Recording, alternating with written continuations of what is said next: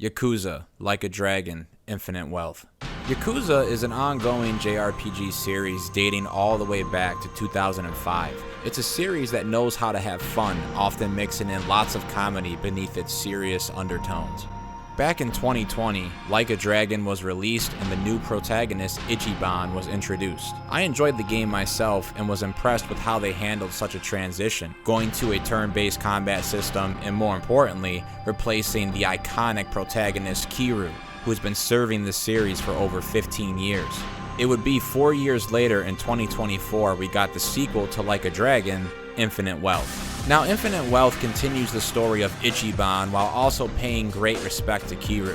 When it comes to the transition of protagonists, I think they did a really good job of handling this. Players will get much time with both characters as Ichiban and Kiryu as they each lead their respective parties. Like the first game, you will notice it is a turn-based combat system, but there's some minor improvements here, like being able to move and position the character you control. It's a subtle but appreciated change, as it feels more engaging to line up your attacks or to strategically use your environment. The story takes place in Hawaii and Japan, and in typical Yakuza fashion, there is so much content jam-packed into this game. There are so many side quests, mini-games, and activities that you can do.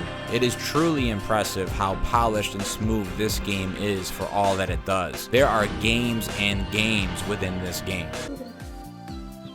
A little something.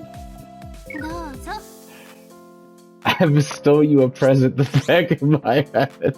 I love this game. And I loved some of these, like the mini game that reminded me of Pokemon Snap. And I mean, hell, there's this one mini game where you have to manage and build a resort on an island, and that could be a whole review in and of itself. There's also some nice quality of life updates, like adding this scooter with an auto drive option to your destination. You couple this with the fast travel taxi system that they got, and it's very easy to jump around this giant map. So there's going to be 14 chapters in the story, which give you plenty of bang for your buck.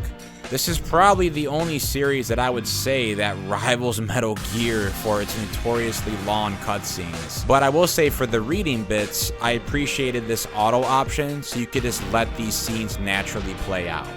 You know, nothing really about this game felt rushed to me. In fact, many times I would fight a fun, interesting boss, only to be met with another one before the chapter actually ended. There is so much love and care poured into this game that just shows consistently. But just make sure you keep up on your gear and are appropriately leveled, otherwise you will get smacked up.